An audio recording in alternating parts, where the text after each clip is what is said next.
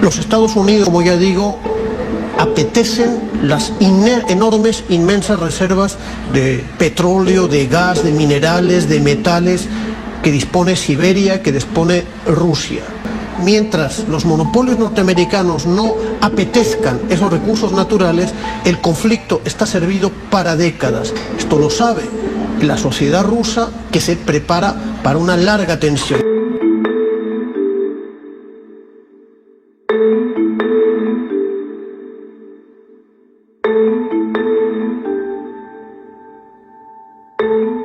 Pero ¿por qué es interesante Ucrania para los Estados Unidos?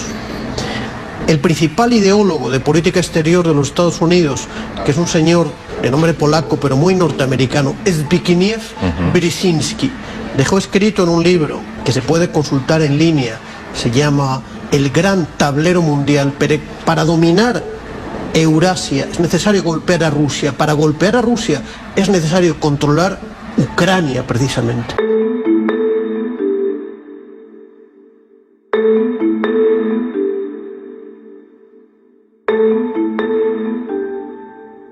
Ucrania es la segunda república soviética socialista, antiguamente con una gran potencia industrial, un granero de alimentos sumamente importante.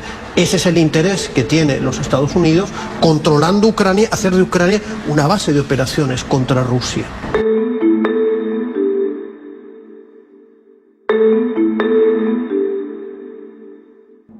Y bien, nos hacemos la pregunta del millón, como se dice popularmente. ¿Se aleja la paz de Ucrania?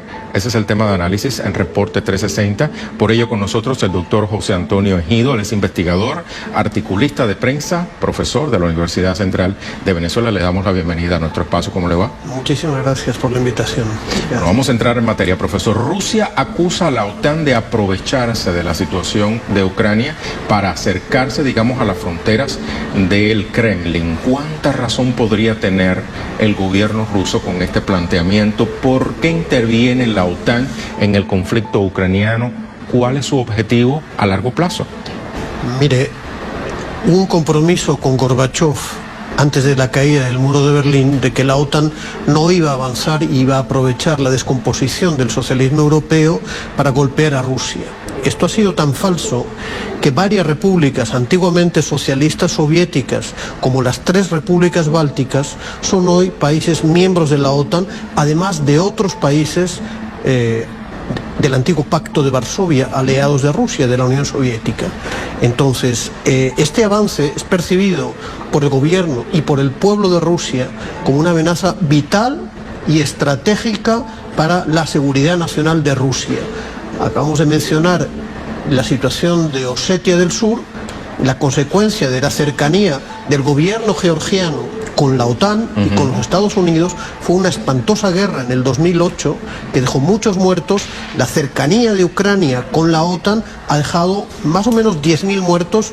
John Kerry, el norteamericano, hablaba de 6.000 muertos en lo que va de año pasado y este año en el muy duro conflicto de Ucrania. Según estuve leyendo en los más recientes cables, también Letonia está como intentando sumarse a este cerco a Rusia. Sin duda, Letonia, Estonia y Lituania son países, antiguas repúblicas socialistas dirigidas por extrema derecha nostálgica del régimen nazi, completamente colaboradores de los Estados Unidos en esa política de cercar y de golpear a Rusia, que es un país apetecido por sus inmensas reservas naturales. Ahora bien, profesor, Estados Unidos envía 330 paracaidistas para entrenar al ejército de Kiev. ¿Por qué atiza la Casa Blanca el fuego en Ucrania? ¿Conspira contra lo acordado en Minsk? Mire, los acuerdos de Minsk son un golpe para los Estados Unidos, son muy favorables para el pueblo del este de Ucrania, también para Rusia. Se reconoce que Crimea ya forma parte de Rusia. Pero ¿por qué es interesante Ucrania para los Estados Unidos? El principal ideólogo de política exterior de los Estados Unidos, que es un señor de nombre polaco pero muy norteamericano, Zbigniew Brzezinski, dejó escrito en un libro que se puede consultar en línea, se llama El Gran Tablero Mundial. Para dominar Eurasia es necesario golpear a Rusia. Para golpear a Rusia es necesario controlar Ucrania precisamente. Yeah. Ucrania es la segunda república soviética socialista, antiguamente con una gran potencia industrial, un granero de alimentos sumamente importante. Ese es el interés que tienen los Estados Unidos, controlando Ucrania, hacer de Ucrania una base de operaciones contra Rusia.